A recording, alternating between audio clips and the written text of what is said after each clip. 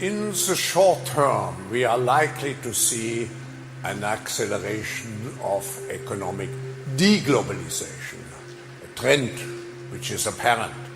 Less goods will be produced and traded globally. COVID-19 has caused a disruption, as we all know, in global supply chains. Companies will try and source more products from neighboring or nearby countries to ensure a greater supply chain resilience in case of future disruptions. And indirectly, as you mentioned, we are also seeing a negative impact of COVID-19 on global political and economic relations. COVID-19 has not been good for US-China relations, leading to a worsening of what we call the new Cold War. This will have long-term consequences on global economic cooperation, since companies will very often now emphasize resilience over costs.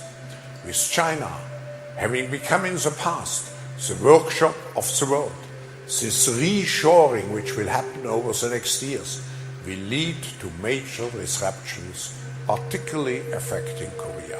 For Korea, the combination of the short-term and long-term trend means it will be more important than before to invest in relations, to invest in facilities in all parts of the world, including other parts of the emerging Asia, Europe, and the Americas.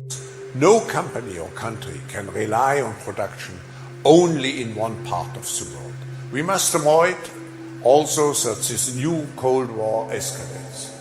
We have too many shared interests to allow the global system to disintegrate. Two other aspects of globalization, environmental and digital globalization, are in fact on the rise.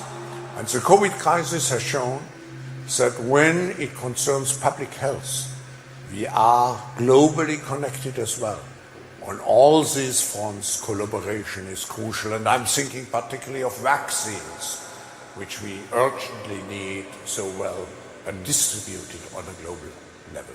Physically, we still can close borders, but virtually, we continue to see ideas, intellectual property, digital goods and services, cyber viruses, unfortunately, and so are many other things spread everywhere.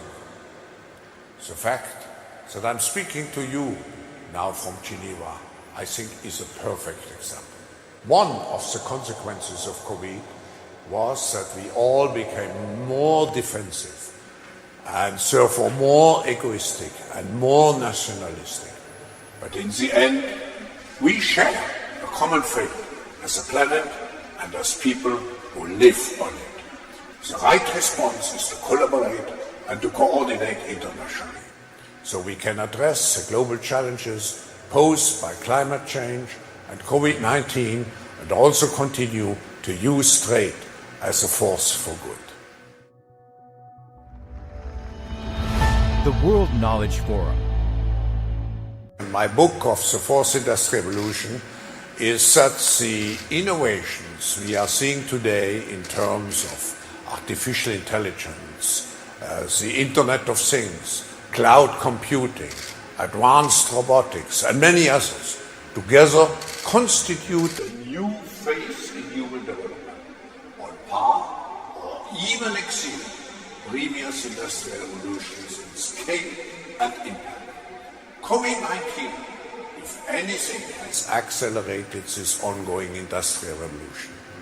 If COVID had happened even 10 years ago, we could not have imagined moving entire companies, schools and government offices so fast online. Today, that is a reality.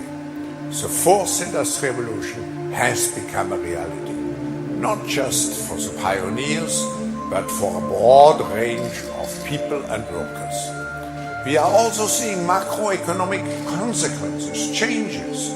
Big tech companies such as Apple, Samsung, Alphabet, Amazon, or Facebook already are among the largest global companies, but the last months have further cemented their leading positions in the market, while others have started to lag further behind.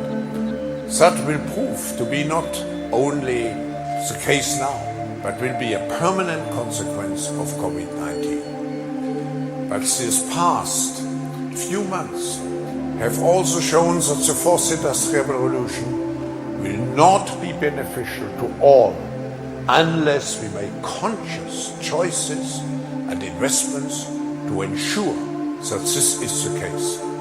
Disadvantaged school students, unskilled workers, and non-digitized companies and governments will feel the crisis much more than others. Moreover, both corporate and income inequality have worsened during the last months. So when we build the post-COVID world, when we do the Great Reset,